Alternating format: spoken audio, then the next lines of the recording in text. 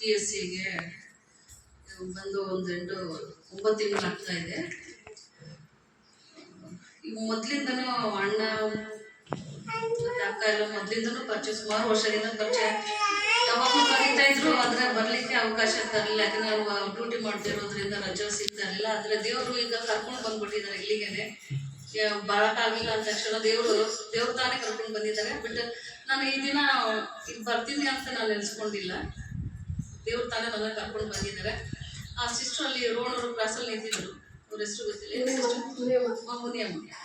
So ರೋಣೂರಿಂದ ಇನ್ನೊಬ್ರು ಬಂದರು, ಅವರು ಸಭೆಗೆ ಹೋಗೋರು, ಯಾಕಡೆ ಹೋದ್ರು ಗೊತ್ತಿಲ್ಲ ನನಗೆ. ಅವ್ರು ಬರ್ತೀನಿ ಅಂದರು. ಅವ್ರನ್ನ ಡ್ರಾಪ್ ಮಾಡಿದೆ ಮಕ್ಕಳನ್ನ. ಮತ್ತು ಇವ್ರು ಅಲ್ಲಿ ನಿಂತಿದ್ರು. ನೋಡಿದ ತಕ್ಷಣ ನನಗೆ ಅವ್ರು ಚರ್ಚಿಗೆ ಹೋಗೋರು ಅಂತ ಹೇಳ್ಕೊಂಡು ಅವ್ರನ್ನ ಕೂರಿಸ್ಕೊಂಡು ಬಂದೆ. ಹಾಗೆ ಮಾತಾಡ್ತಾ ಇರುವಾಗ ಅಣ್ಣ ರಂಗಣ್ಣ ಅವ್ರ ಚರ್ಚಿಗೆ ಅಂದರು. ಸರಿ, ನಾನು ಚರ್ಚ್ ನೋಡಿಲ್ಲ, ನೀವು ನಾನು ಡ್ರಾಪ್ ಮಾಡ್ತೀನಿ, ಮನೆಗೆ ಹೋಗಿ ಫ್ರೆಶ್ ಅಪ್ ಆಗಿ ಬಂದ್ಬಿಡ್ತೀನಿ ನಾನು ಅಂತ. ತುಂಬ ದಿನದಿಂದ ಬರ್ಬೇಕಂತ ಅಂದ್ಕೊಂಡೆ. ಆದರೆ ರಜೆ ಇರುವಾಗೆಲ್ಲ ನಾನು ಬೆಂಗಳೂರಿಗೆ ಹೋಗ್ತಾ ಇದ್ದೆ, ಸಾಧ್ಯ ಇಲ್ಲ ಅಲ್ಲೇ ಚರ್ಚ್ ಅಟೆಂಡ್ ಮಾಡಿ. ಸೊ ದೇವರು ಈ ದಿನ ನನಗೆ ಈ ಒಂದು ಸ್ಥಳದಲ್ಲಿ ದೇವರನ್ನ ನಿಮ್ಮ ಜೊತೆ ಸೇರಿ ಆರಾಧನೆ ಮಾಡುವ ಹಾಗೆ, ಇದು ನಾನು ಎಕ್ಸ್ಪೆಕ್ಟ್ ಮಾಡಿಲ್ಲ. ನನಗೆ ವಾಕ್ಯ ಹಂಚ್ಬೇಕು, ನಾನು ವಾಕ್ಯ ಕೇಳಕ್ಕಂತ ಬಂದೆ. ಆದರೆ ದೇವರು ವಾಕ್ಯವನ್ನು ಕೊಡುವ ಹಾಗೆ ದೇವರು ಕೊಟ್ಟಿದ್ದಾರೆ. ದೇವರು ನಮಗೆ ಸ್ತೋತ್ರ. ಈ ಒಂದು ಅವಕಾಶ ಕೊಟ್ಟಂತ ಸಭಾಪಾಲಕರ ಕುಟುಂಬಕ್ಕೆ ಮತ್ತು ತಮ್ಮೆಲ್ಲರಿಗೂ ನಾನು ವಂದನೆ ಸಲ್ಲಿಸ್ತೇನೆ. ಹಲ್ಲೆಲೂಯಾ. ದೇವರು ಒಳ್ಳೆಯವನ. ಎಲ್ಲರೂ ಜೀವಿತದಲ್ಲಿ ದೇವರು ಒಳ್ಳೆಯದನ್ನು ಮಾಡಿದ್ದಾರೆ. ಕೈ ಎತ್ತಿ ನೋಡೋಣ ಯಾರ ಜೀವಿತದಲ್ಲಿ. ನಾವಿವಾಗ ಸಾಕ್ಷಿ ಕೇಳಿದ್ವಲ್ಲ, ದೇವರು ಒಳ್ಳೆಯವನಾಗಿರೋದ್ರಿಂದಲೇ ಒಳ್ಳೆಯದನ್ನೇ ಮಾಡುವ ದೇವರಾಗಿದ್ದಾರೆ. ಸೊ ಈಗ 119ನೇ ಕೀರ್ತನೆ ನಾವು ತೆಗೆದುಕೊಳ್ಳೋಣ. 119ನೇ ಕೀರ್ತನೆ 68ನೇ ವಚನ ನೋಡಿ. ಯಾರಾದ್ರೂ ತೆಗೆದ್ರೆ ಓದಿ. 119ನೇ ಕೀರ್ತನೆ 68ನೇ ವಚನ.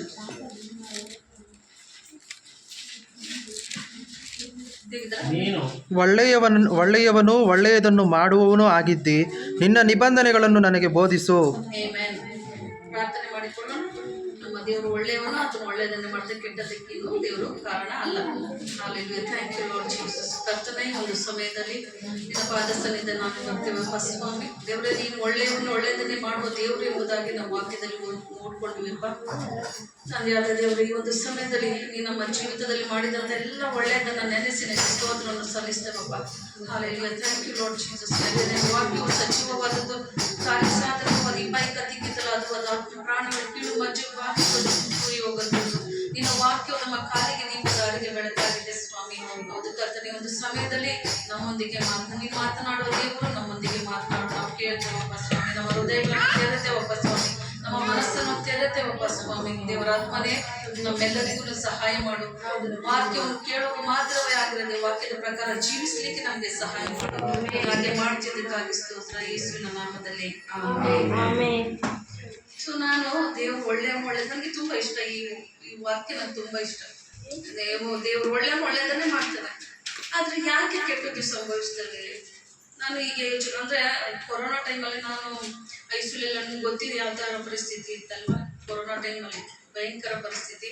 ಅದರಲ್ಲೂ ನಾನು ಹಾಸ್ಪಿಟಲ್ ವರ್ಕ್ ಮಾಡುವಾಗ ICU ವಾರ್ಡಲ್ಲಿ ವರ್ಕ್ ಮಾಡ್ತಾ ಇದ್ದಿದ್ದು. ಆ ಟೈಮಲ್ಲಿ ಆ PUP ಎಲ್ಲ ಹಾಕ್ಕೊಂಡು ಎಷ್ಟು ಭಯಂಕರ ಕತೆ. ಅದು ನೀರು ಕುಡಿಲಿಕ್ಕಿಲ್ಲ, ಊಟ ತಿನ್ಲಿಕ್ಕೂ ಇಲ್ಲ. ಕೆಲಸ ಮುಗಿಯೋ ತನಕ ನೀರು ಕುಡಿಲಿಕ್ಕಿಲ್ಲ. 6 hours 8 hours ಅಷ್ಟು ಬೇವ್ತಾ ಇದ್ವಿ. ಅಷ್ಟೊಂದು ಕಷ್ಟಪಟ್ಟು ಎಷ್ಟು ಕಷ್ಟ ಆಗ್ತಾ ಇತ್ತು ಅಂತಂದರೆ, ಅಂದರೆ ನಾವು ಬಿಟ್ಟು ಹೋಗ್ಲಿಕ್ಕಿಲ್ಲ. ಯಾಕಂದರೆ ನಾವು ಪೇಷಂಟ್ ನೋಡಲೇಬೇಕು ಅಲ್ವಾ. ಅವ್ರು ನೋಡಲಿಲ್ಲ ಅಂತ ಇನ್ಯಾರು ನೋಡ್ತಾರೆ ಅಲ್ವಾ. ನನಗೆ ಒಂದು ವಾಕ್ಯ ದೇವರು, ನೀನು ಈ ಸಮಯಕ್ಕಾಗಿ ಈ ಸ್ಥಾನಕ್ಕೆ ಬಂದಿರ್ಬೋದಿಸ್ತೆ. ಒಂದು ಸ್ಥಾನ ಎಷ್ಟೇ ಮೊದಲೇ ಹೇಳ್ತಾನೆ, ಈ ಒಂದು ಈ ಸಮಯಕ್ಕಾಗಿ ನೀನು ಒಂದು ಸ್ಥಾನದಲ್ಲಿ ಬಂದಿರ್ಬೋದು. ನನಗೆ ಆ ಒಂದು ವಾಕ್ಯ ದೇವ್ರು ನೆನಪಿಸ್ಕೊಟ್ರು. ಸೊ ನಾನು ಆವಾಗ ಏನು ಮಾಡ್ತಾ ಇದ್ದೆ, ನನ್ನ ಕಷ್ಟ ಏನು ಅಲ್ಲ, ಅವ್ರಿಂದ ನನ್ನ ಕಷ್ಟ. ಆ ವೆಂಟಿಲೇಟ್ರಲ್ಲಿ ಹಾಕ್ಕೊಂಡು ಊಟ ಎಲ್ಲ ನಾವು ಕೊಟ್ಟರಷ್ಟು ಊಟ ಅವರಿಗೆ ಯಾರು ಹೊರಗಡೆಯಿಂದ ಯಾರು ಬರಲಿಕ್ಕೆ ಅವಕಾಶ ಇಲ್ಲ ಅಲ್ಲ, ಕುಟುಂಬದವ್ರು ಯಾರು ಬರಲಿಕ್ಕಿಲ್ಲ. ಎಷ್ಟು ಭಯಂಕರ ಸ್ಥಿತಿ ಅಂದರೆ, ಎಷ್ಟು ಸೌಕರ್ಯಗಳು ಇದು ಸಿಗ್ದಲೆ, ಬೆಡ್ ಸಿಗ್ದಲೆ ಗೌರ್ಮೆಂಟ್ ಹಾಸ್ಪಿಟಲ್ ನೋಡ್ತಾ ಇದ್ದವ್ರು, ಯಾವಾಗಲೂ ನೋಡ್ತಾ ಇದ್ರು. ಆ ಟೈಮಲ್ಲಿ ಬಂದಿದ್ರು. ಇಂಥ ಪರಿತಾಪಕರ ಪರಿಸ್ಥಿತಿ ಆ ಟೈಮಲ್ಲಿ. ಆ ಟೈಮಲ್ಲಿ ನಾವು ನಮಗೂ ಆಗಲ್ಲ ಬಿಡು ಅಂತ ಹೇಳ್ಬಿಟ್ಟು ನಾವು ಇದು ಮಾಡೋಕ್ಕೆ ಆಗಲ್ಲ. ಯಾಕಂದರೆ ನಾವು ದೇವ್ರು ನಮಗೆ ಅದಕ್ಕೋಸ್ಕರ ನೇಮಿಸಿದಾರಲ್ಲ, ನಾವು ಬಿಟ್ಬಿಟ್ರೆ ಹೇಗೆ?